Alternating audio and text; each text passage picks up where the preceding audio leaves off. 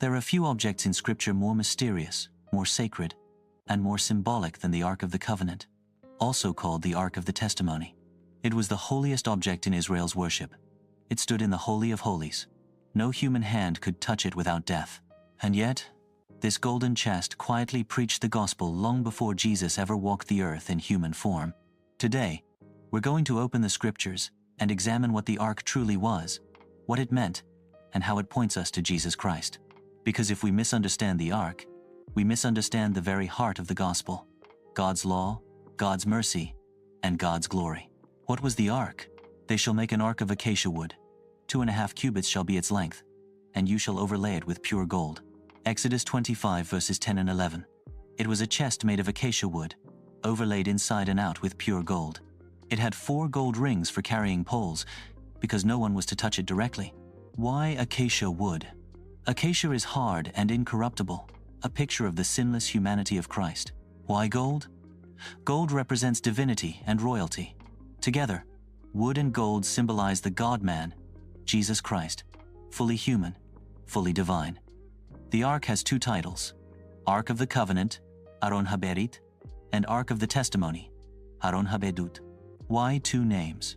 Covenant emphasizes the relationship, a sacred bond between God and His people. Testimony emphasizes the witness. The stone tablets, the law, placed inside the Ark, were the written testimony of God's holy standard.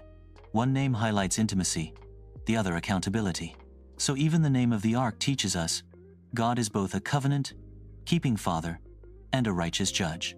What was inside? You shall put into the Ark the testimony that I shall give you. Exodus 25 verse 16. Hebrews 9 verse 4 tells us that inside the Ark were the 10 Commandments, the law, a jar of manna, God's provision, the bread of heaven, Aaron's rod that budded, God's chosen priesthood, resurrection, and life. These were not random items. The law condemned us. The manna reminded us of our dependence on God. The rod reminded Israel of the rebellion that God judged. These items showed us why we need mercy. And that leads us to the most important part, the mercy seat, where judgment and grace met. And you shall make a mercy seat of pure gold, and I will meet with you there. Exodus 25 verses 17 and 22. The mercy seat, kaporeti, was the lid of the Ark. 2 cherubim faced inward, looking down, not in curiosity, but in holy awe. Once a year on the Day of Atonement, the high priest would sprinkle the blood of a spotless lamb on the mercy seat. This wasn't magic. It was a shadow of the cross.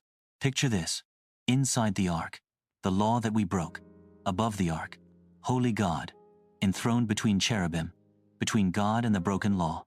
The blood. Without the blood, the law cries out for judgment. With the blood, mercy triumphs over judgment. Oh, the blood of the Lamb of God. The precious, precious cleansing blood.